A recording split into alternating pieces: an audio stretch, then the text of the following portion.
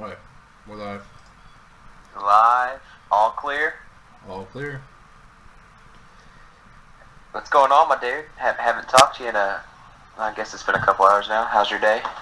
That was alright. Went out, bought some snacks for my camping trip. Uh, Went to the dispensary because I decided that I'm gonna try to get my dad stoned. Good choice. So I bought, I got my two cartridges here. Those are for me. And then bought this nice little set of pre-rolls. That's fancy, man. That's super fancy. Dude, the last set, I was hoping that they would have the same one that I bought last time. Because it was pretty cool. Like, I felt like an old James Bond spy every time I smoked one of these pre-rolls. Like, so it came in like this, right? And then you pulled it out, right? And it came with matches. And then it came with little pre-rolls. I saved my roaches, by the way. Of course. But the problem with those is they were like the short pre-rolls, you know? Mm-hmm. And these ones are a full gram. I was gonna say, how much? That looks fancy. How much did the fancy box cost you? Which one? The pre-rolls. Pre-roll. The first ones that I showed you? The grams, yeah, the first ones. These ones? Yeah. Fancy. It doesn't have the price on here, but like I told you, I paid $94 for the two cartridges and the pre-rolls. Yeah, I was trying to determine which one was more. I bet the pre-rolls were probably more. So yeah, I think each cartridge was like $36. But I get a 10%. I get a veteran discount. The 10%. Oh my 10%, God, so. I love California. Yeah. So interesting thing I was looking at today. Funny thing, I always got lost in land nav. I don't know if I ever told you that, but I was looking at my 23andMe and I actually have a genetic that is like where I'm fucking directionally challenged. So that's kind of crazy.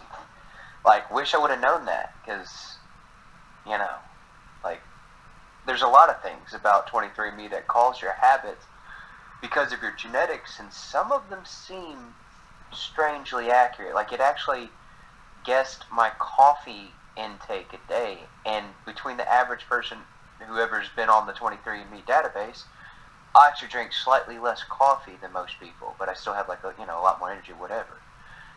You move, like moving when you sleep, less likely to get REM sleep, and so movement in your sleep less likely to get REM sleep. It's like,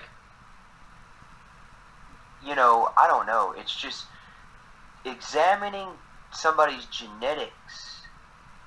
I feel like your personal physician should have this key information before making a decision to treat you. And now physicians out there, I am not trying to tell you how to do your job. I've looking at my wife's blood work. She has some crazy blood work. The symptoms that she has matches what her blood work says the symptoms are.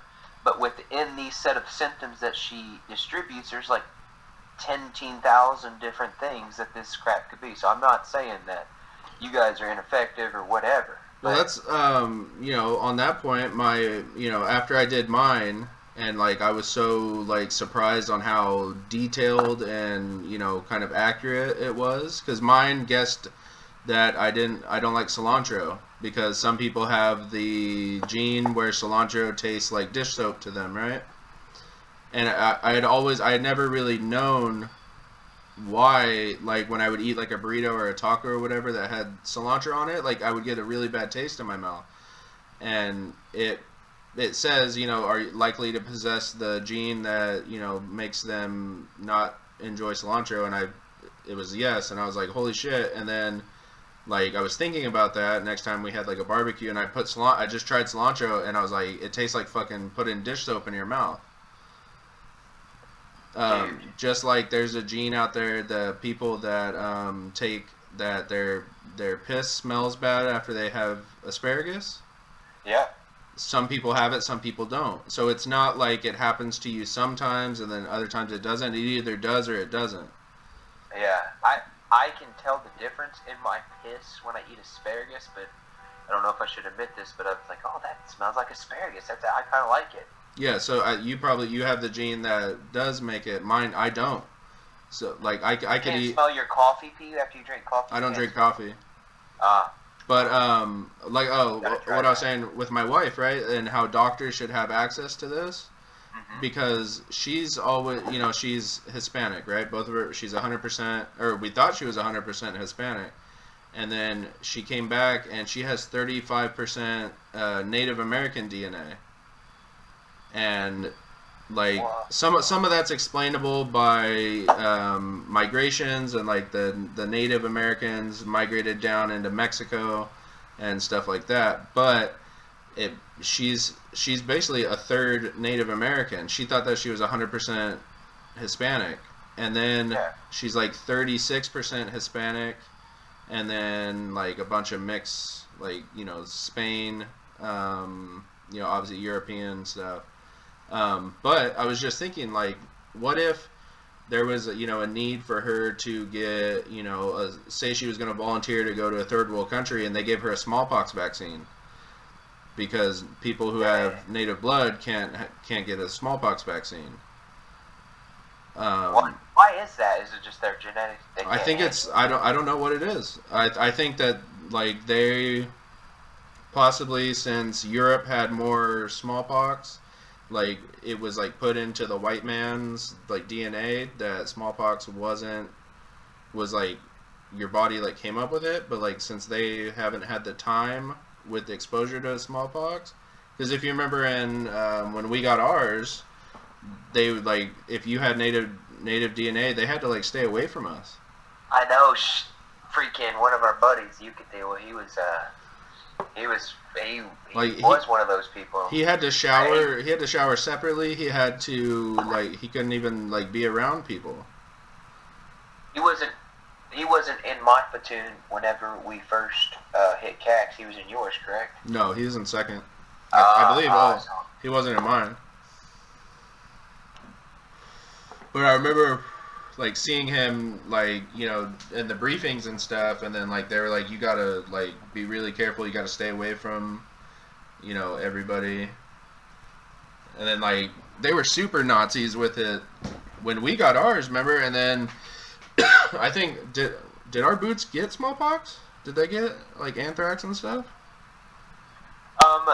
They did get smallpox, I believe. Because I don't remember it being as a big. Oh no, they did not. They did not. No, sir. Well, I mean, I think we could ask one of them to make sure, but I don't remember if they did. I don't remember it being such a big deal because when we were like, they would issue you a Band-Aid, and then you would have to like to get another Band-Aid, you would have to turn in your old Band-Aid and put it in the hazmat bag. Yeah. And then like I remember like we had to go bleach the showers and stuff, and like after like everybody that had gotten theirs showered, we had to go like bleach it down and like stuff like that. But I didn't even. I don't even remember, to be honest. But it wasn't like a thing. They kind of made it some fun rituals. I mean, like it's like our medical made it like painful. Like I don't know, they just kind of emphasized it, like PT'd us after we got them, and so you'd sweat and run down and it was itchy, and you couldn't touch it. It was 100 and something degrees when we were there. We were there in the winter with our boots. That's right. That's probably why it wasn't a big deal, because I mean it was terrible. It was sweaty. You were moving. You couldn't puncture it. It itched so bad. Like it was like. It felt like something was like burrowing into your skin, and like everything in your brain was telling you to like just rip at this thing, but you had to like have it covered. And then like I was saying with the Band-Aids, like they would give you one Band-Aid, you had to turn in the used one, and like they would mark you off, like, and the doc would come every day and look at it. And then like I was lucky, mine didn't burst. My little bubble thing, it didn't burst, but other guys like it burst and they got a bunch of the little bubbles. Like they were like breaking out in basically smallpox. Yeah, because they didn't have this. That's if that stuff pops, that's how it spreads. But if you let your body kill it, then you are thus immune to it because your body, because that's how it overruns you before your body knows how to deal with it. Because people scratch. I remember below that. I mean, your whole arm would be sore because of it too, and the fun games of getting punched in the arm. Oh, dude, I remember like getting like the good old shoulder slap, like, "Hey, good job," and you get slapped, and you're just like, "Oh God." And then the other arm we had anthrax, so like that was the peanut butter shot too, so your immune system would pick up the penicillin. I remember, dude, the peanut butter, like, because it would be cold, right? And you could feel it like just oozing into you, like the coldness, and like the coldness would like spread. And then you had to like rub it around after. Like in boot camp, they were nice. They'd give it to you so you in the back of the line so you could warm it up in your hands. They're like, you're gonna want to warm this up, and when it goes in your butt, it's like they inject it.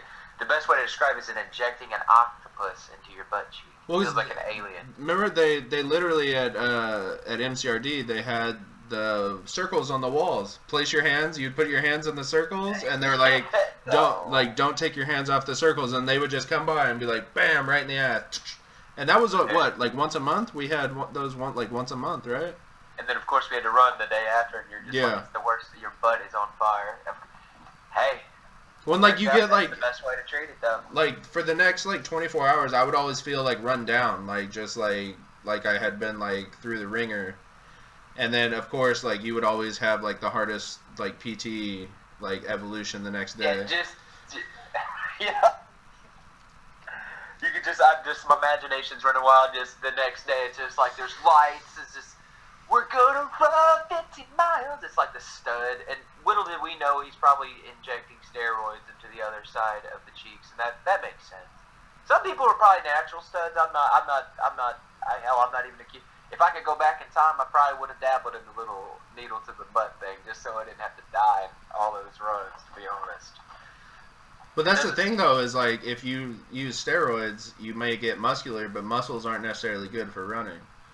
Right, but I wouldn't. If you train correctly with said roids, you won't necessarily get huge. You'll do if you run and train how you're supposed to fight, it would just give you an extra edge. I wasn't even saying like go to the gym. I'd be like just doing the normal shit, just taking a little bit extra. Maybe not too much extra, but just a little extra to give you a little edge. Do you remember, like, our main, like, running course was basically the low course, right? Because, like, yes, you would generally start at the barracks or, wherever, and you would run the low course to SOI, and then you might do, like, some PT at SOI, or, you'd run down to the end of SOI's PFT course, right? Which was, like, it was 1.5 miles after the low course, so it was like 4.5 miles from Horno. Yeah. But do you remember, like, how many different times did we get briefed about the mountain lions that lived there? And they're like, hey, gents, PT is good, but maybe take your headphones out when you're running on the on the low course, because you're gonna get eaten by by a mountain lion. Yeah, because not only was this a marine base, but it's also a wildlife reserve, so we literally had to stick to some crazy rules, like buffalo. It wasn't a thing for some buffalo to walk onto your fire range and you wave at them. Yep. And then everybody would stop shooting, and like you couldn't rush the buffalo. You had to be like, well, they'll move when it's time. Yeah, and he's just he's not even grazing. He just eyeballing you the whole time. He's like looking at you like, I have more rights than you do. I've got more rights than you do. I remember when we were boots, I was A duty, and I think I was with God damn it. I think Van Daren was my duty NCO, and he was on his rack time, and so like this was like I think it was like very close after to when First Sergeant had come and like caught some people like playing the like PSP and stuff on post and got super mad, and so like we were like by the book. Yeah. And so I'm like, of course, I'm trying to stay awake, so I'm doing my rounds, and I turn the corner, and there's a fucking coyote standing on the catwalk staring at me. And I'm just like, hey, buddy, like, what's going on? And then, like, I'm like, I still got to do my rounds, so I'm, like, checking behind me, knowing that, coyotes often run in packs. And now, was this on Pendleton? Yeah, on Horno. Holy cow, I've never seen a coyote on Horno, not that close. And so, about, like, it was like an hour and a half, 2 hours later, I wake Van Daren up, and I'm like, hey, just letting you know, be careful when you're walking around. There's a coyote on the catwalk on the, I think it was on first platoon side. And he goes, what? And he's like, where? Tell me, show me, where did it go? What did it look like? How big was it? And I was like, what? And then it hit me that his call sign is Coyote Killer, because he's a fucking redneck and he likes to kill fucking... Well, goddamn coyotes fucking your chickens up. They're just a pest, bro. And they're in every major city in every state in the country. Because they're going to get fucking smoke checked out here. That's a fun thing to do, because it's open season for coyotes. Well, that's the thing, too. There was, like, something on Pendleton or something. There was, like, too many coyotes, so, like, they, like, told some people that they could go out and, like, get a couple of them. That was awesome that California just said coyotes. Good job. I switch.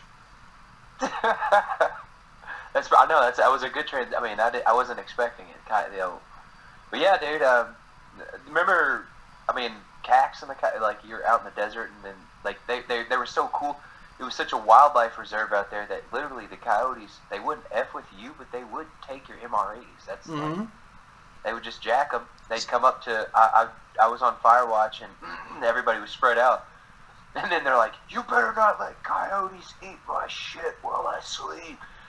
So all watch, you're just freaking running in a circle, and your whole, however long you had to stay and watch. Me, it was usually 3 hours, just running freaking. You can't kill them, and they're too fast for you to kill them. But I was like, dude, you motherfuckers, if this were Missouri. This the whole time I had to stay and watch, just, Well, that and the crows, too. Yeah. And they weren't scared of you.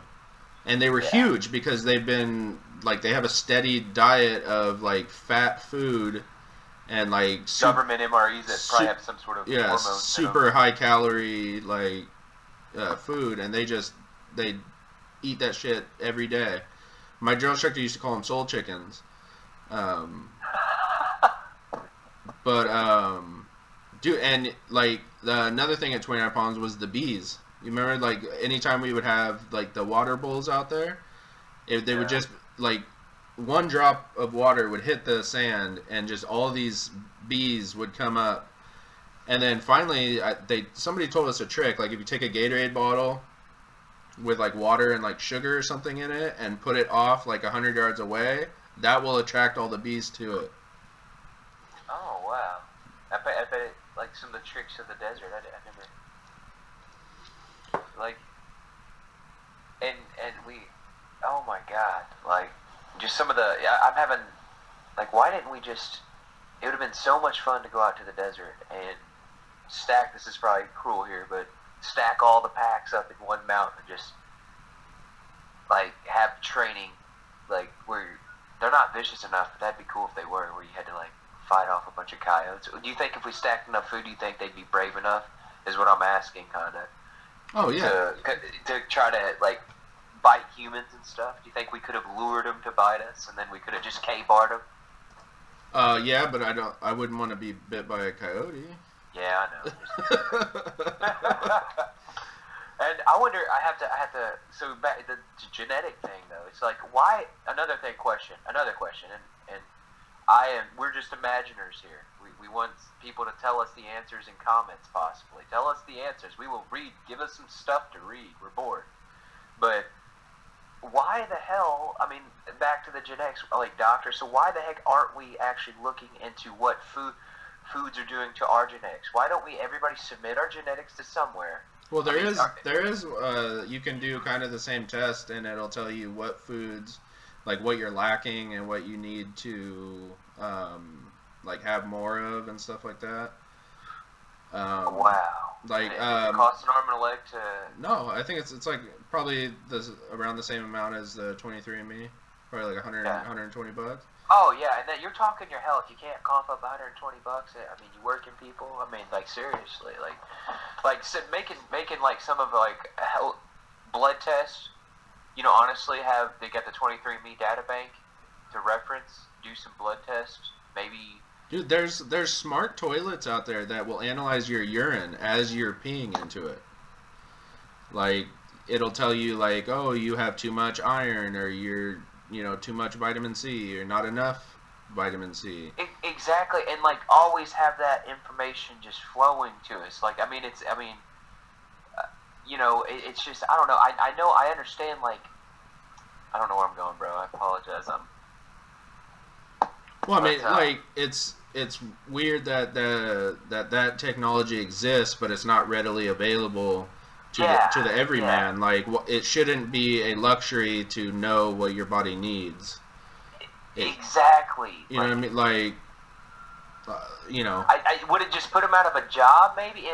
That's what I'm thinking. Like, I can't think of why we don't have it. Expenses is like, they have magnet tattoos that do the same thing. That can't be that expensive. I mean, it's like a motherboard. They have sensors. What is it made out of?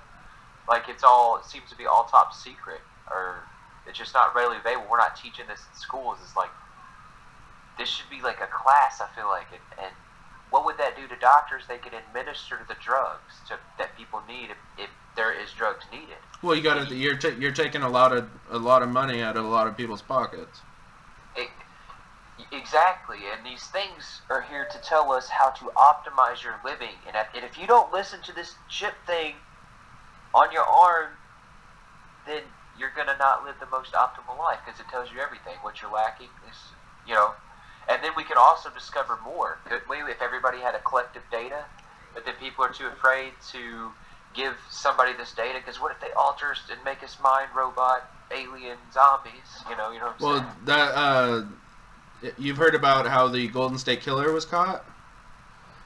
No, I have not. So the Golden State Killer, he was a serial rapist and I think murdered. Let me see. I'm gonna pull up his crime statistics. But so somebody in his family did one of these like DNA tests, and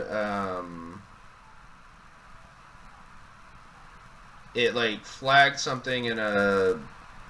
Okay, so here it is. His name's James D'Angelo Jr. He's 74 years old. He admitted in a plea deal that he was responsible for a crime spree that included 13 known murders and nearly 50 rapes between 1975 and 1986. So he gets caught because I believe somebody in his family did one of these DNA sort of tests, and when you do it, you release, basically you sign away the rights, and it can be tested for like multiple, bunch of different stuff, and it can be run through different programs. And it came back as a familiar match, which means that it's in the same family as somebody who left DNA at one of these crime scenes. And so basically they contacted the person and they like said, yeah, like there is, because how it can tell you like whether it's an aunt or an uncle or a brother or a sister, basically how far away, how many generations away, or how many steps away your DNA is. So they'd like asked, like, do you have an uncle? And she was like, yeah. And dude, this guy was a cop. Like, this guy, wow. Like, he was like the quiet grandpa that lived in the neighborhood. And all of a sudden they're like, dude, this dude's a fucking serial killer that had never been identified. He was just yeah, I mean, I guess, but that's like, doesn't concern most people. But the thing is like, but that dude was like, he infiltrated a heavy level, so those type of people are probably the one that would infiltrate the data bank. The smart, I don't know. I guess what I'm saying is, you're like, you're having your DNA basically out there, right? Yeah. So it's kind of like, we were talking about people that get framed for crimes. Like, could somebody that works at this place, have a grudge against somebody, or like they are a fucking murderer and they take a vial of some random person's saliva and they fucking splash it around a crime scene, like, Yeah. I guess I strive to be a model citizen, so stuff of this nature doesn't concern me. The only concern I have, honestly, is like leave the drug crimes alone would be my request, because that, and then just really catch the crazy serial killers. Maybe find some way to treat people, because now we have genetics and access to certain things. Bill Gates, I watched a video. It seemed like Bill Gates. He said he seemed to have found a vaccination that suppresses a certain part of the brain that would eliminate erratic behavior. That's not giving somebody a lobotomy, that's injecting them. And that's why people are now afraid to get vaccinations. And he, in his literal pitch was so he could live a normal life. And he was just so nonchalant about it. But he's just like, so this guy, these people, and he had two brains. Did you see the video that our homie sent? Well, so he had two brains in a picture, and he said, this is the picture of like a suicide. I don't know how he would get this information of the suicide bomber. Okay, so because the suicide bomber would technically be dead, but this could be maybe caught suicide bombers. Well, so, our suicide bomber, her head was still intact. And could they see on a dead body? Then is my question, and somebody can please answer this for us. But I have another theory. But answer this: can a body do a CAT scan on a head intact that is alive and see what areas are active in the brain? And you might have to translate that. Well, you could probably do like a brain dissection and then like see where like the highest levels of certain chemicals are, because you got to think the second that you would explode, basically you would store up whatever was in there. That's good point. So if there's a lot of dopamine or testosterone or adrenaline or whatever.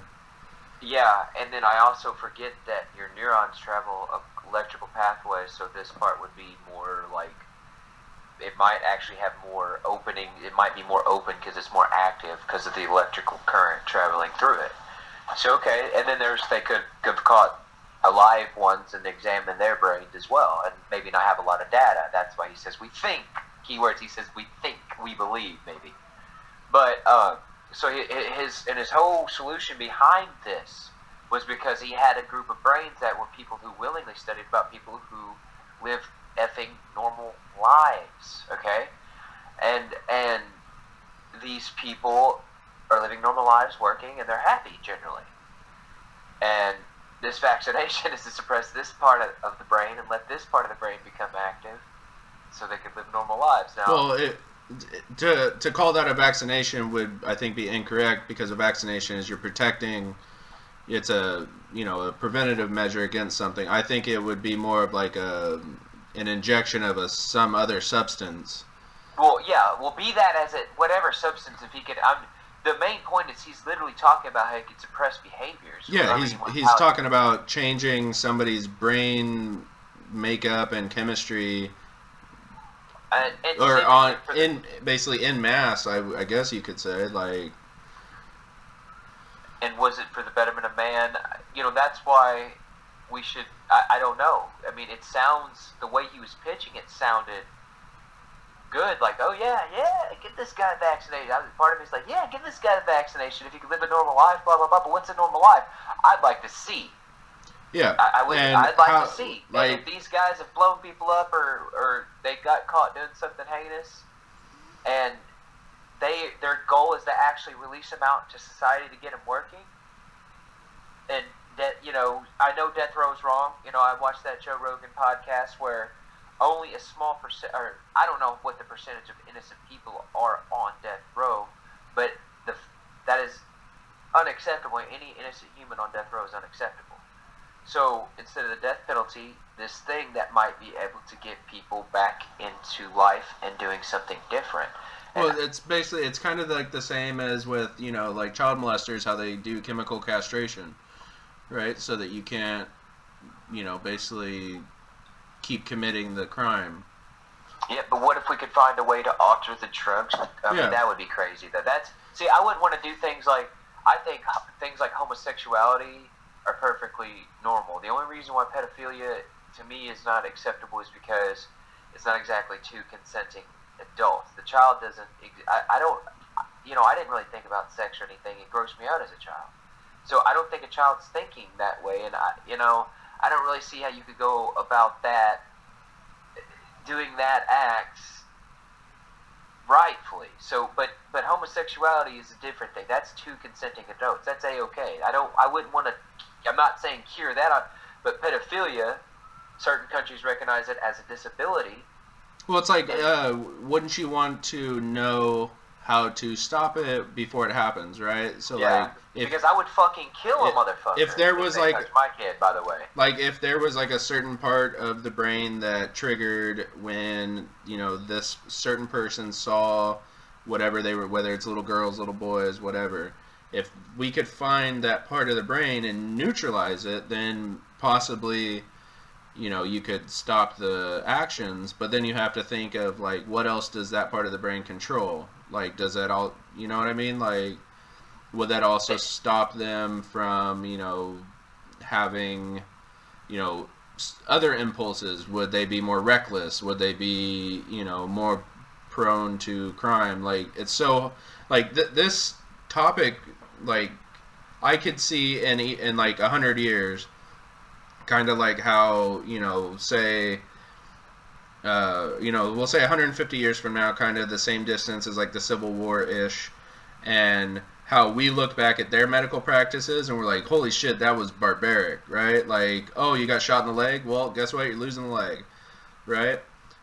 Or it could be like, holy shit, that changed the world. Like, you know what I mean? Like, violent crime dropped, terrorism dropped, stuff like that. Or it could be like, holy shit, do you remember like 150 years ago they used to scramble people's brains because they thought that it would make them stop being so mean? Exactly. Yeah. Lobotomizing people. Yeah. And that's. It's basically it's like a chemical lobotomy. Yeah, it's a chemical lobotomy. It's not quite natural, but if it could keep their different brain function, because your brain could reforge other neurological pathways and be active in a different part. It just has to have the right things to grow and change and yada, yada, yada. And that's what we got to figure out, Well, then, like, what happens if, say that there's a pedophile and you give them this fucking shot in the brain and they're not into little kids anymore, but then they get, like, a head trauma, and because head traumas have been known to basically change people's entire personalities. Yeah. So, like, what happens if you... for lack of a better term, fix them, and then they like bang their head against something and like it's worse than it ever was. You know what I mean? Like, well, I mean, we're looking at, when you're looking at how many times is that going to happen in a situation? The way I would look at it is the percentage, and because we're not ever going to be at 100, but we got to strive to get to 100%. So we got to look at the percentage of people that didn't have that head trauma and had a very badass life. I say public execution of fucking pedophiles. You drag them into the town square, and the fucking family members get to fucking pick between like a sword or like a musket, just like some dirty fucking ways. Like, dude, I wouldn't do it dirty. I just go up to him and just fucking slide a blade right through the heart and just feel him bleed out on my knife. Like Braveheart, dude, when they kill William Wallace's wife, the dude just walks up with a knife and just right across the throat, and then turns around and walks away. Yep. I wouldn't walk away. I'd have to feel the light. I mean, I am not a torturous man. I would not do torturous things, but I would like the privilege. If somebody did that to my kid, and this is probably wrong, but I would like, this is a little bit eye for an eye kind of thing. I would love to go, or I would ask my kid what he thought. I would let my kid do it. I'd be like, you want to pull the trigger? What do you want to do? Because I know I'd want to kill somebody for raping me, bro. Yeah, but then the problem is, then you have the trauma of being raped and the trauma of taking a life. Yep. If exactly. So I don't know. It's like, yeah, we should get a choice though. Do we fucking choice? Do you like? I should get a choice to kill this guy or not, and fucking ask my kid what should I do. Do you get to airdrop him into like into the North Pole naked and shit? Because you know that they're not gonna survive. Like, I guarantee if I dropped you know, a billion people onto the North Pole naked, not a single one of them would survive. So you're literally too far away to make it. But you also got, I mean, it is... Or you drop them in the middle of the fucking ocean, dude. Cut their legs open and drop them in the middle of the ocean. Let the sharks... Hey, shark population is booming again. Fuck. Yeah, I mean, I think it's a parent's choice, and I'm down for it, because people love violence, and there are people who would love to see that. And I'm not gonna lie, man. I would fucking love to just fucking feel the light, just shh. But I mean, I would ultimately. I always said, like, on the rifle range, they should strap them to the target so you know what it's like. Yeah. Because then, just think of it. So from the 500 yards from the prone position, you may fire when your target appears. Bam, you nail him center chest, right? Yeah. And then the guy in the pit gets to practice CLS. Yeah. And then, we're stuffing the wound. Pressure bandage. Bam, bam. Mark the score. Bam. Put him back up. Next shot. Bomb. Lower abdomen. Give them. I'd be cheap about it. I definitely love the, like, maybe at best a throwing hatchet. Okay, that's as creative as I would get with that. I'd fucking man. See, that's the thing the thing is though, if you don't commit a crime of sorts, then we're cool. Like, and I think I think, you know, you cannot do that to some people's kids. Now, if the parents willingly let the pedophile do it to the kids, then you kill the parents publicly too. Execute the fucking parents and give the kid new parents or something. I don't know who wants to raise a couple extra kids. That's psycho. That wouldn't even work. But the parents should be. We put those kids in the military, dude. You fucking we put them in the military, but I almost said like Hitler Youth.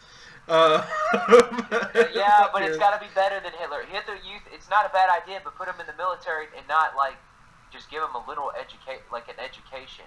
It's like a team of people raising them, I guess, and then maybe they can be adopted. But it takes for what teachers have to do with students. They have things like response and intervention. They have this giant team in this school that's probably way understaffed, and the books make it sound way better than it probably really is. This is what they're striving for, is a staff that assesses. It's called a response to intervention for like one child. There's like a team of 5 people. Mm-hmm. So let's just there's plenty of work to be done. You know, that we're talking about how we're on a freaking ball, rotating around the sun. We all know, we said it again. That's ultimately our goal, is to get the fuck off this rock. I'll tell you what, though. And we're not that far away from achieving that. Moral of the story is, if you are a pedophile and I see you, I'm going to hurt you. Yeah, and I can't stop them. Yeah, I don't want to stop them. And I believe I'd let that happen. Unless we get some sort of vaccination Bill Gates status. And I'm not talking about like hearsay, like, oh, this person told me that this other person is a pedophile. I'm talking about, I walk into a room and you are messing with a child. I will remain calm so as not to further damage the child. And then I will tell the child, you need to go downstairs or wherever and wait. Go play with the toy. And then I would fucking, like, I couldn't imagine, dude, having 3 kids, like, having seen, like, shit parts of the world, and how the kids are still, like, that's one thing about Iraq that, like, is, like, these kids don't know any different, right? These kids, like, they were still happy, like, there was still joy, like, well, and it wasn't so bad when we were there, bro. We had to live the lifestyle. I didn't mind it, man. I'm not gonna lie. Other than the fear of like getting shot, and it wasn't. After a while, you stopped giving. I wasn't even. Who am I kidding? I was not afraid. I was not afraid of shit. We actually just like at the end of it started throwing our gear off and going to play soccer with the fucking neighbor kids and the whole neighborhood of kids, bro. We took our gear off. We didn't give a shit. We were just like, fuck this, dude. We're gonna go play with the kids. If we get shot, we got posts. We got somebody on a machine gun. He'll take it. We got homeboy getting our back. Yeah, we got this all-seeing ISR on. Yeah, I don't think they're trying to fight. I believe in modern medicine, so, you know, there's a good chance you make it. Yeah. Plus, you get a cool scar. That's what I'm saying. I mean, that kind of shit, and you gotta the thing. It's like I'm hesitant to say it, but and I'm not saying excuse the crimes, but you also got to look at what did this pedophile do for society? Did he come up with, like, is there a common trend for? Because it seems like we read the power elites are now pedophiles, right? No, so is kill there them all. common? What was that? Kill them all. The Epstein Diaries. What is that? I read a little bit about that. I think it sounds like bogus, but to me, I don't fucking know. It sounds to me like the media's fucking getting out of hand, and that's just, there's no way. I think that in every, like, basically in all the, people talk about, Roman culture and, ancient Greek and stuff. Guess what? They used to fuck little kids back then. Like, hey, Leonardo da Vinci, like, he created all this. He painted the Mona Lisa. Yeah, well, guess what? He also fucked little kids. Like, fucking... It's just like, there's no way. Like, they said Tom Hanks. No way, Tom Hanks, man. Tom Hanks. But that's the thing, dude, is... Come on our podcast, Tom Hanks. No, we love you still. There's no way. I have an issue with these actors because they get paid millions of dollars to make us believe things. So how can I ever be sure that you're telling me the truth? Oh, that's true. And I believe it was in, it was either Rome or Egypt, that actors were not allowed to testify in front of a court because it was their profession to mislead others. So, okay, so now the scientific question I have, so these people who have this art to deceive us, is there a common trend in their brains that makes them want to fuck children? There likely is. There likely is, I suppose. I think it's like all other taboo shit. That is like the most taboo thing, right? Is to be a pedophile. I think. And so, do they do it for the rush? What would it, or were they just naturally want to fuck maybe kids? Because they know that they can get anything else in the world. Oh, you want a yacht? I can buy a yacht. You want an airplane? You get an airplane. You want the most expensive hooker? I can get you the most expensive hooker. So, well, how about little kids? And you get bored. I mean, because being in the Marine Corps and being like, never got that far. But you can't. You go to depths of your mind that you never ever thought were possible. Well, I watched some guys get very upset when, so right outside of Blackhawk was a house with a dad and a mom and some little kids and a girl. We called her, I think we used to call her like Post 5 girl or Post 4 girl, because she would always, like, she would walk out, and I'm talking she was probably 17, 18, 19. And you got to think at this time we were 18. I turned 19 in Iraq.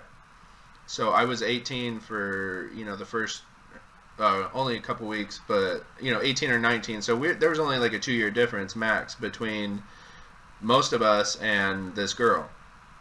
And we used to like wave at her and stuff. Nothing like sexual, but it was like just trying to get her to turn and wave, because in their culture that's such a big thing, right? And her dad, one day, like, we were on like a foot patrol or something, and her dad was just beating the shit out of her. And I watched some guys be like, I'll be right back. And they can I say, interrogated this man. And we never saw him put hands on her. But it was like, in most parts of the world, dude, like, nobody is safe. Exactly. And that's what we need to actually focus on as any country where everybody has rights. We live in a bubble. Go fucking punch a mother. There's your violence. Everybody's talking about hanging up each other up here. Dude, women, you don't even have rights over there. Yeah. They get to go. Okay, we watch veteran TV where I'm showing it to my wife, and then he's like, Muhammad's making a joke on the veteran TV, but it's actually kind of it's not so far away from the truth, because we learn how to laugh our pain away. But he's like, Muhammad's like, oh, bro, that's what's so great about Islam. He's like, whenever a fucking woman's out of line, you can just fucking break her neck. That's why bitches can't give you shit. You can have several wives. It don't fucking matter. Islam's good. He's like, one of the Marines in there was like, dude, I want to go Islam. And then he's like, Allah Akbar! You know, it was very stereotypical. It's very offensive. But just think like Africa, right? With the amount of rapes and like women actually have things that they insert into themselves to hurt their attackers. That's how common being raped is, right? Think about like now. Think about the 360 something million Americans. How rape? Yes, you hear about rapes, but they're not as common as they could be. Yeah. Like, and that's just detrimental to a child's health, and that's something we fucking know. So we have plenty of motherfuckers we could actually go kill. There's plenty of people to kill in the world and control the population too. If that's a problem, there's no reason about population control. So why the fuck not? There's no reason that like as far as I see, all the bad guys in America, I mean not all of them, but it's like all created. It's all manufactured. When there's legitimately bad fucking people in the world that like are not even worth the time of digging a grave. Like, you know what I mean? It's like... Yeah, exactly. In Africa, the girl... I mean, just the human traffickers, dude. I lost you. Human traffickers. Yeah, human traffickers. And you just told me they put stuff, insert things inside themselves to hurt attackers. And here's my point. Even if this said attacker in his culture doesn't know any better... Fuck that guy, man. That's fuck you. You're that little... What about the little girl, motherfucker? Is what I gotta say. What about the little motherfucking girl? That's it. That's just it right there. Fuck that guy. You know? He's an animal then, I guess. Because fuck you. Boom. Like... Yeah. Yeah, pedophilia, it's just... I support homosexuality all the way. But I do not support pedophilia. And you gotta draw the line somewhere, I guess. Can you see I'm gonna try to share my screen so you can see this. Right here. Can you see that? It says you started sharing screen, but I see black. Oh, there we go. So that's the rape device, right? So it basically has barbs on it, so when you put your penis in there, when you pull it out, it like gets stuck. Right? OMG. Is that a white woman who invented that? Because that's awesome. Well, it's, I believe she's South African, and South Africans are white. Oh, I didn't know that. Oh, fuck. Because it was a British colony. OMG. And oh my god, yeah, that's just nuts. Like, think, the need for this invention is ridiculous. Like, these guys, it's I think I was born with the knowledge that if a woman doesn't want to have sex with you, you don't fucking have sex with her. Like, yeah. You don't, you know what I mean? Like, there's a difference between trying with words and, like, force. Yeah.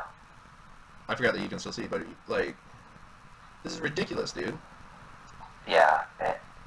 Like, fucking SEAL Team 6, dude, they should be like, hey, there's a rapist convention, and then all these fucking creeps show up, and you just fucking detonate something in the middle of the room and just sort them out. It's disgusting, dude. Like, human traffickers, dude, like, stealing. Like, I tell you, my niece, who was already, I think she was like 8 or something when I got married to my wife. So, she was going through some issues and stuff, and like hanging out with the wrong crowd. And I told her, and I shared a lot of stuff with her parents and stuff, like, about human traffickers, because like she is, she was at the time, I think 15 or 16, and she was like prime target. Right? And then about like 40 miles from where we live, there was like a huge human trafficking sting and raid, and they got like 80 people that were fucking kidnapping and selling these girls. And it's like, this shit is real, dude. Like, the movie Taken that happens, not the part about the dad. Yeah, except for Liam Neeson. Yeah, that doesn't happen. The difference is you don't ever see the girl again, and she's just gone. Or he, or whoever it is, because I'm sure that males get fucking kidnapped too. Yeah, it's just like, God, I wish it wasn't so hard to get a job and hunting those motherfuckers, dude. I would love nothing more to do that. I'd love to actually. Wonder how you pursue a career in that. Actually, now I'm just kind of thinking about stuff. I mean, I got skills, dude. We got those skills. You know who's big on stopping it is you know who Tim Kennedy is? No, I do not. I need to. Let me So go ahead. so And look that up real quick. he was a UFC fighter. He's a Green Beret, I believe. Yes. And like his team and stuff, they battle human trafficking. This dude looks psycho, dude. Oh, dude, yeah, he's great. And he's still a Green Beret. Yeah, he's psycho. He's in his Green Beret outfit and he's in his UFC outfit. But and then I know a lot of like veterans, like especially special forces veterans, like they can get out and get into. It's almost like private contracting, like where you track these rings and you basically bring them down, like Dude. yeah, basically like the A-Team. Bro, I would totally submit a doctor my DNA report just so he can turn me into like a Captain America. Here, doc, here's my DNA report. Tell me what I'm lacking and just start injecting me with shit so I can fucking fuck shit up. And there's plenty of and fight like what I signed up to do in the Marine Corps because I watched too much Batman. I played too much Halo. I just wanted to be the good guy. You know what I mean? And that's just what I wanted to do with my life, and I am still the good guy. You know, that's definitely has proven time and time again. Even though I might be like jaded and say stupid shit all the time, but realistically, when it comes down to it, we know what the right thing is. Like, because we didn't never freaking kill any innocent people, or we you know, it wasn't like our deployment was different. It was a lot of politics. It wasn't that crazy. It wasn't what we wanted to do. It wasn't like Black Hawk Down. But it turns out when you get over there, that kind of war is not the people. You know, those are not the bad guys per se. Those are people that are believing in something maybe. But you're also always you're one step away from it being back there. Like it could have shifted really at any time. It was just one thing away from happening. But if you could go after the motherfuckers that are doing human trafficking, I can go all in with my heart and not give two shits what guy I kill in this line of duty because you made your decision, motherfucker. You chose money, and I do not give a fuck about you. Yeah. They chose money, and we choose justice. And I choose fucking justice, real ass justice, not fucking a war on drugs, not a fucking war over whatever the fuck that shit was. Whatever we could do to help out, it was an important mission. Maybe it could have been done better. It could be if the world would come on. If the world will come on, let's all have a conversation and agree to disagree sometimes when you can't agree. But let's go. We got a fucking target right here, people. We got a motherfucking target. But we do got to get your facts straight because I'll tell you what. There's a big thing going on down here against Lambert's. The Lambert's Throne Rose restaurant, okay? And I grew up with, you got to look it up. I'll send you the link to what's going on with that. But I grew up with little Scotty. We went to the same motherfucking school together. And I know that shit had nothing to do with little Scotty Lambert. Okay, that bullshit had nothing to do with them. I haven't seen them. Now, when we were growing up, I had no idea. And I went over there. I was there all the time. But I don't know, like, but I know the guy. Like, that shit has nothing to... We've talked several times as adults. Like, there's no way that shit has anything to do with him, and people are talking about why are you still eating there? They're a piece of shit. And it's like, their brother made a decision that lives in a completely different part of the state. And yeah, so, and he's married to a childhood friend of mine that whenever I was going through a difficult time as an adolescent, and their family was there for me, and my sister actually stayed with them for a while. So, you know, people are wanting to string them up. You know, it's got to be stressful to be them right now because there's a lot of things. About I found a child sex thing? Yeah. That's, you know... They said it was dismissed.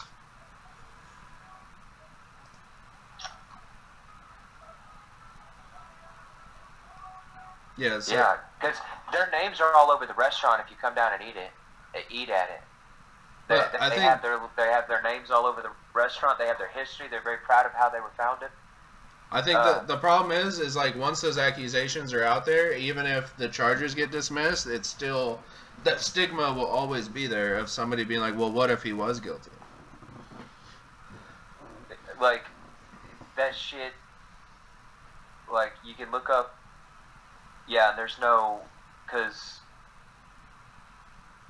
like apparently the brother is in a nursing home because he did so much drugs and shit that he's gone. And like couldn't testify, and so like and that is like, but the other brother, which is Scotty's dad, is still coherent and sane, but this other guy was strung out on drugs and doing crazy shit. So could those allegations be true against that one guy who literally had nothing, just got a money from, he just got like a trust fund from the restaurants. He didn't really run shit. It was Big Scott who was flying from all the restaurants, going to all the meetings, and that dude was just a trust fund. And they always told me stories about how he was spoiled, and he was cool, but he just spoiled, and then they got to fly and go do that. Shit, I flew with him. I went with him to Alabama. I worked. I made a fuck ton of money.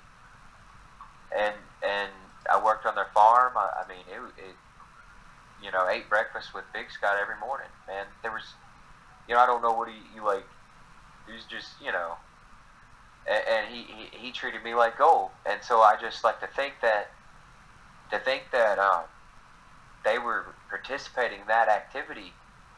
It's a fucked up world, man. That's all I'm saying. Well, could you imagine like you're in Missouri, so you're right next to Kansas, which is home to one of the craziest serial killer stories in BTK. Yeah. And he had grown children that didn't know he was a fucking serial killer. And then one day, and he admitted it, and he's like, "Yep, I did it." And just think of that, like somebody that you know in your whole life, dude. Like he was active in his church. He was like, that shit's crazy, dude. It could be anybody. Like yeah. And yeah, dude. I gotta now. After mentioning that story, I better go fucking strap the fuck up, son. I'm not even joking. I'm not even fucking joking. I don't even own a weapon right now because I'm like, I don't need one. But that shit, fuck that. This shit's in my backyard, dude. One mind, any weapon. Yeah. Well, if that's the case, these motherfuckers are sophisticated as fuck. But I know, I'm just fucking with you, dude. I ain't fucking. I'm not fucking going to get a weapon. Like. But anyway, it's so that's why I'm saying, that's why I tread on this subject with a very, very light foot. That's how close to home it hits me. Okay? These people took me to Panama City in their private jet. And it was like something you see at a motherfucking movie. But just, and let me work, and fuck, I work good, so it was all right. So it was nice, man. So if you have any, like, this is welcome to Missouri, motherfucker. How's California doing? You know all these crazy shit about California, but Missouri, I don't think Missouri's any different as far as how crazy shit gets. We got too many people. We got too much fucking. We got too many people, not enough money. Everything's too expensive. So here's my question. Now that we're talking about science, how much the percentage of population in Missouri? Now we got the percentage of population in California. The fucked up shit that happens of Missouri represents this percentage of people, and the fucked up shit that happens in California represents this percentage of people. What state has a higher percentage of fucked up people? Well, I think you have to think, like, nobody even knows the population of California because we have so many illegals. Especially like LA. And then the amount of homeless people that, dude, like LA, especially after all this, there could like be like close to 1 million homeless people in LA. I think before this there was like estimated like 40,000 homeless people. And then you have San Francisco, which is fucking sad, dude. I remember going there and like you'd see the homeless people and stuff, but at least they were like, I mean, not at least like I feel bad for these people, but you know, they'd be kind of tucked away and kind of keep to themselves. But then like once they stopped, like the police stopped even like ticketing him because like you're not, if this dude can't afford a place to live, he's not gonna pay his fucking fines. Like, and then what are you gonna put him in jail? And like they just stopped caring, and then they started doing like they hand out needles, so there's just used fucking syringes all over the place. There's human feces, like there was like a hepatitis outbreak in San Francisco, and then Man, not to mention, dude, like a one bedroom apartment is like it's like $4,000 a month, something like that. Like it's ridiculous, and it's sad, but like we have a lot of fucked up people in California, for sure. Um,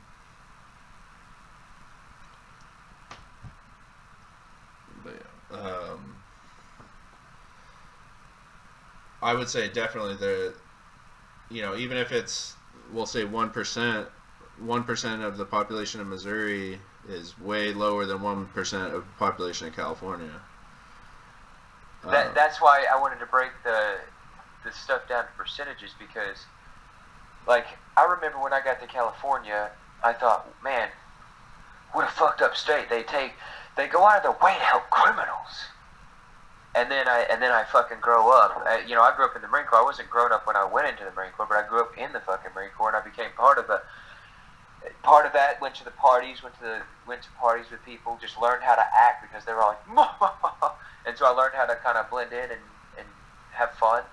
And then I would ask, without being a dick about it, I would just ask questions. It's like, well, in Missouri, this is what people do. And I was like, well, why do you guys do things this way? And they explained, well, if you really think about it, the system, because I never knew poverty. My father always provided very well, and I was a privileged white boy. I'll just say that.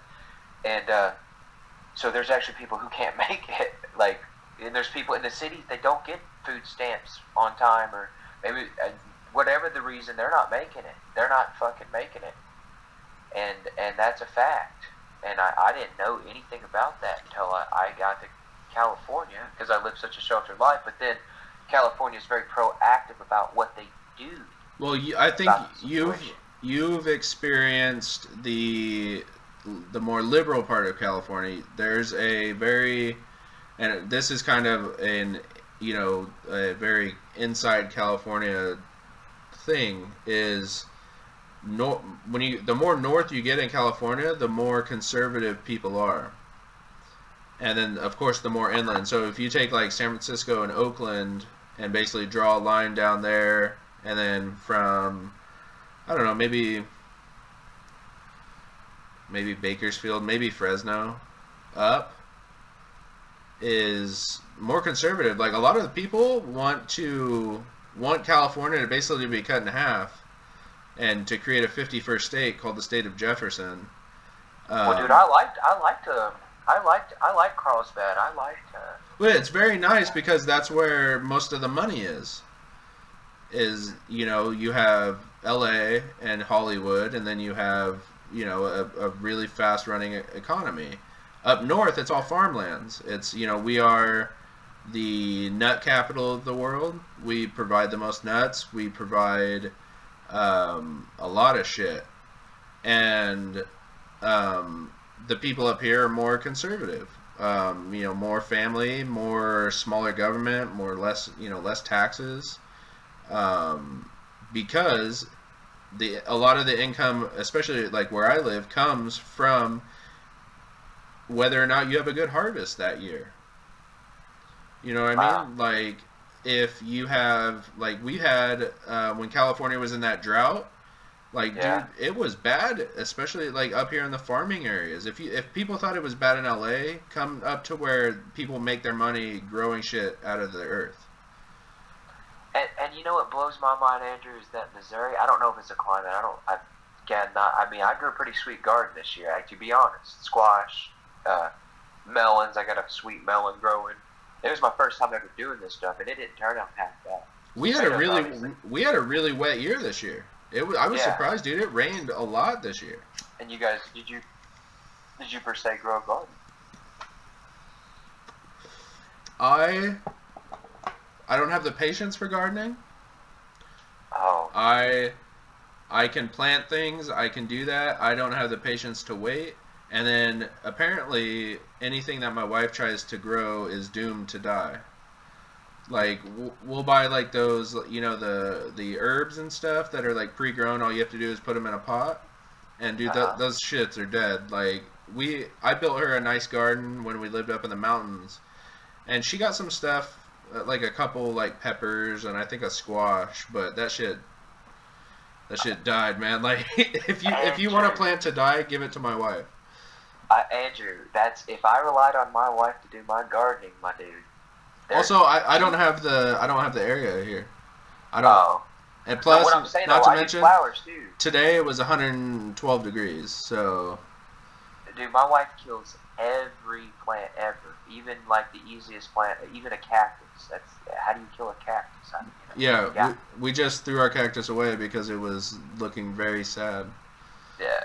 I was like, that's the same thing I asked. I was like, these things literally grow in the middle of nowhere with little to no rain, and I water it, you know, every couple months, and it's still dead. It's because it was too close to my wife. She murders plants. Dude, I get it, dude.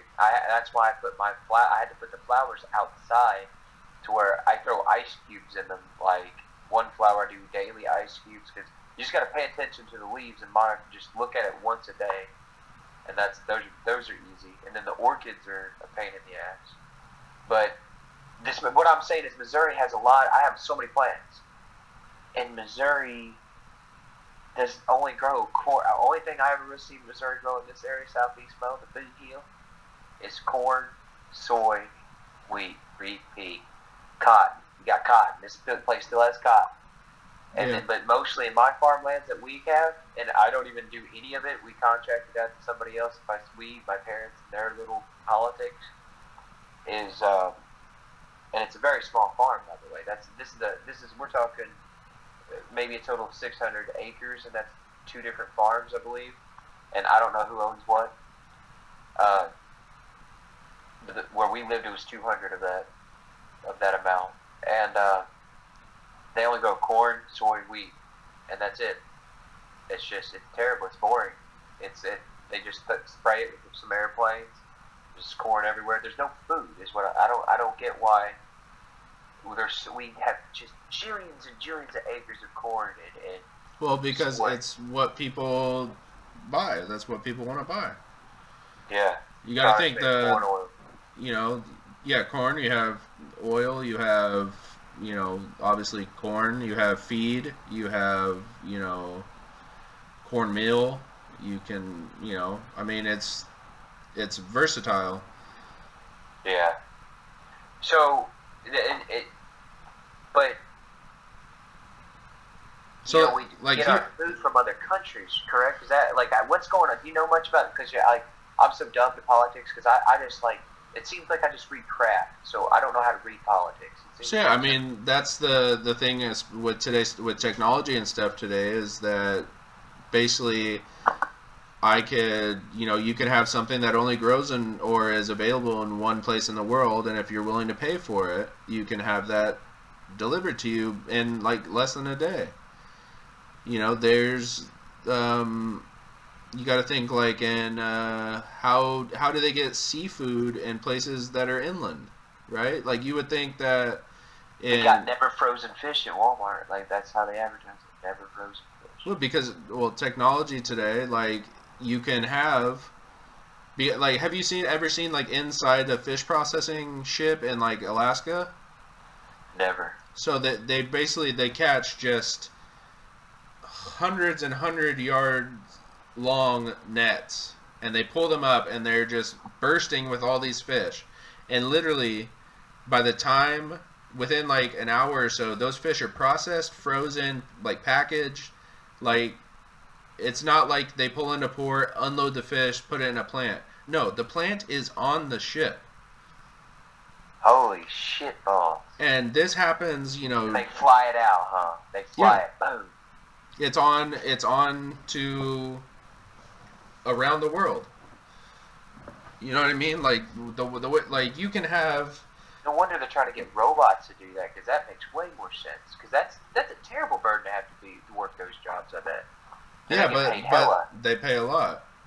They pay hella. And a lot of those places, if you took those jobs away, entire economies would crash.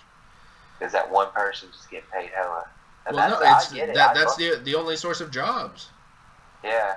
If you had a boat out there that was full of robots that were doing the same thing, there would be no, that's maybe 1,000 jobs, and if you like each ship probably has like 1,000 workers. Well, that's why the government should just get. That's what it gets to the point to where government just starts giving. Okay, we're just ravaging the land to feed everybody. What would be the point of feed people? At that point either too. Honestly, what would be the point of feeding people? Then they probably would start harvesting children's organs to live longer and figure out how to. Well, just think like the technology that's come in farming, right? You live in like you said, there's corn and stuff, right? Like there's combines and stuff. You basically press a button and it will do everything. It will tend to your crop for you. You know what I mean? And it's all GPS guided. And you basically sit there just to make sure that if something happens, you can press stop. It'll harvest the corn. It'll stay right next to the truck. Imagine how many people that used to take. Yeah, that's crazy. But is there ways to grow other things in other places if you use like a greenhouse that There's wouldn't normally go? I just watched something. I think it was on Bon Appetit. About like a tomato farm, and there's not any soil. It's all hydroponic. Yeah, like this one stuff on Shark Tank. And it's huge. It's like it's in like a greenhouse, and it's in somewhere in Canada, somewhere where it's like cold, and you would think that you could maybe like grow one batch of tomatoes a year, because for the growing season, but they're growing tomatoes all year round, and and they basically use the gravity. Like the plant starts at the top, and the gravity it brings them down, and then when you just basically come to the top, bam, I want that one, that one, that one, and then it just regrows, and it's just like miles of just greenhouses growing just tons and tons of tomatoes. And then there you have it. So why can't we just recycle, kids? Well, and that's the thing too. Because not make it a pain in the ass to recycle. Because you can do like in Asia, a lot of times they will put fish in their rice fields, in the rice paddies, right, when they flood it, and it's because the fish will eat any pests that would take your crop, and then the fish when they shit, it fertilizes the plant. So it's a completely symbiotic relationship. Is that why they the what's they call the koi fish?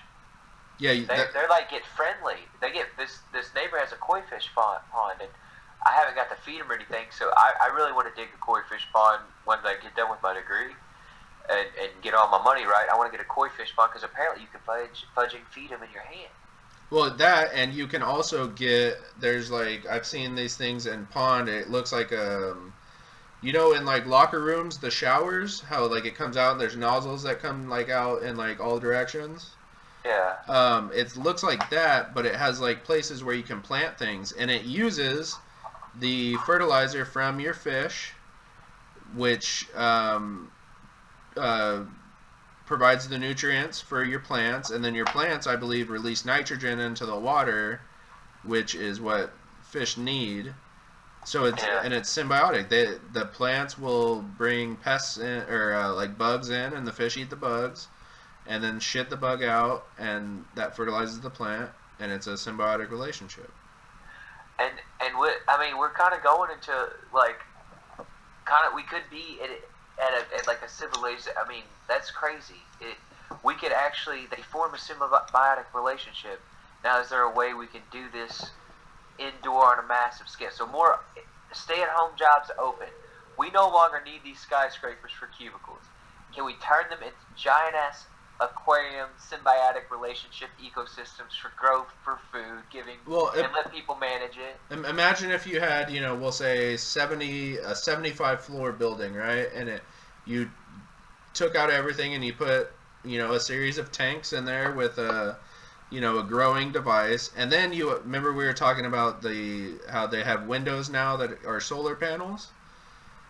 So imagine if you used the sunlight. So it was basically a gigantic battery that also grew your food. Yeah, exactly. Just think if each city had one of those, 75 floors, you can grow all sorts of vegetables.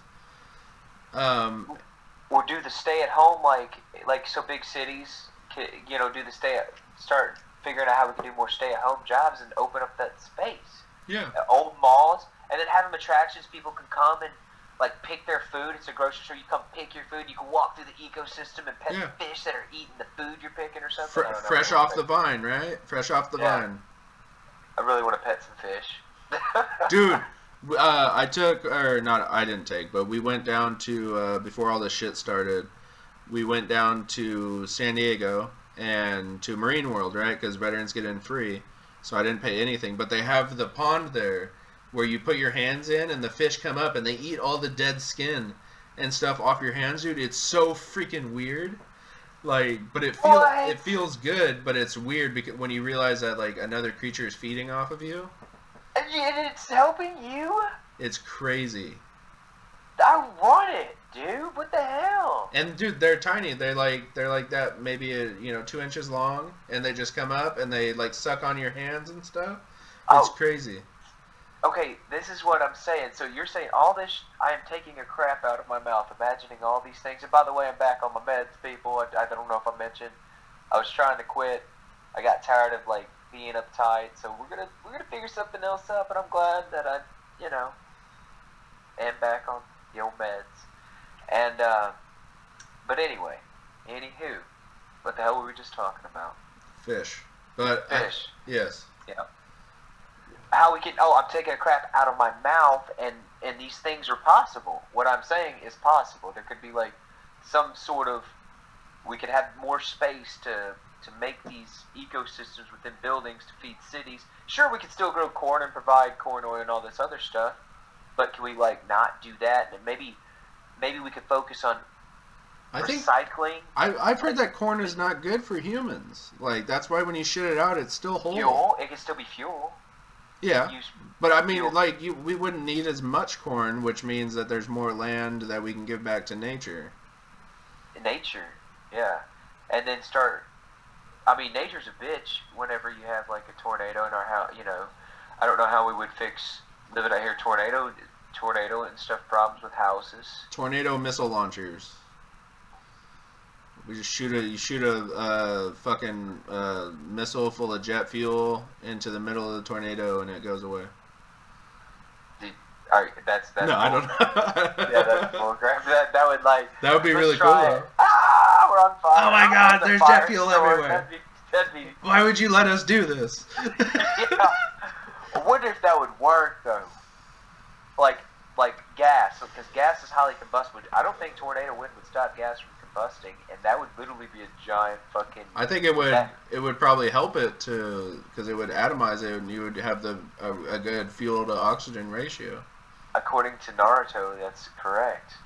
Well, you got to think, right? A tornado is when a hot front and a cold, or a warm front and a cold front come together, and they don't want to mix, right? So if you just blast a bunch of fucking jet fuel in there and light that bitch ablaze, it'll be hot, and then there's no more cold fuel or no more cold air. And shoot a flare, dude. The missile. It have 2 missiles. Have the flare missile. As soon as that jet fuel, we have this technology, and then boom, it's just see what happens. Fatality. And you could have a drone do it, dude. So there's nobody gonna get hurt. Assuming it's in a place that there's no people. Well, did I just invent a weapon we can use against the enemy? I'm just kidding. No, you know what my advice there would be? Don't live where there's fucking tornadoes. I love tornadoes, bro. I don't know if you saw my picture whenever a tornado was occurring, and I'm literally standing outside, and that song, "Feel the Rain on Your Skin." So my subtitles was, feel the tornado, and your skin and my clothes are like all like tornadoed, and you can see my face is distorted from the wind, and my shirt's like, you can clearly tell I'm fucking standing in a tornado. We get some here, but they're not nearly as big as yours. Like they'll touch down and they'll tear a couple fences apart and send a trampoline flying. But I remember when I was on my last road trip and I was driving through Kansas with my buddy, and he goes, you see that? And it's just like one of those road signs, and it's like crumpled into a ball. And I go, yeah, what happened? He goes, tornado. And then he goes, follow the trail with your eyes. And I'm just watching this trail of destruction. And he goes, that was a tiny one. And I was like, why the fuck do you live here, dude? Like, the Wizard of Oz was a cautionary tale. Dude, except Oz is heaven. Because you're dead. Bro, that same year annihilated an entire chicken house. The power lines around me were all annihilated and down and was out electricity for a long time. It was like... You know what else, dude? It was a minute. That means that you have to live in a place that the houses have cellars, right? You have to be able to get below ground.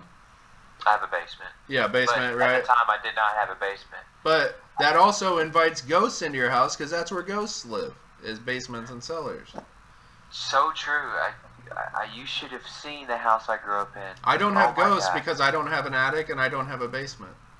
I'd love if we're still doing this around Mother's Day. I would love for my mother to get on and tell the history of the house I grew up in, and the fact it was one of Tom Scott's houses. If it wasn't his house, built by prisoners, and he was known to be cruel to prisoners. Oh, that's a lot of great energy. The founder of Scott County, the place I grew up in, no shit, look up Scott County. And I just look it up. You got to come there. That's you'll be spooked. If they still have the wood, I think, but the shit stopped. I still go there, dude. And I wish Tara was away because we lay in bed and the air conditioner and the fans will turn off and on. And when I go there, and that's in Jacqueline's room, my sister, and Jacqueline says it doesn't happen to her anymore. But she's performed seances and shit. She lived there till she was like 24, and she has a bunch of witch books and performed jillion seances in this house. And my mom and dad had already changed some of the boards, and that when they changed the boards, that made it go down tenfold. And I actually caught just a lot of stuff. I mean, it's just I got into ghost hunters for a while. We'll just say that. Well, and then I just I'm not even scared of ghosts anymore. Fuck it. We're at 83 minutes, so let's talk about that now. This is Andrew. I messed up the recording, so it cut off just a couple seconds early. You'll get over it.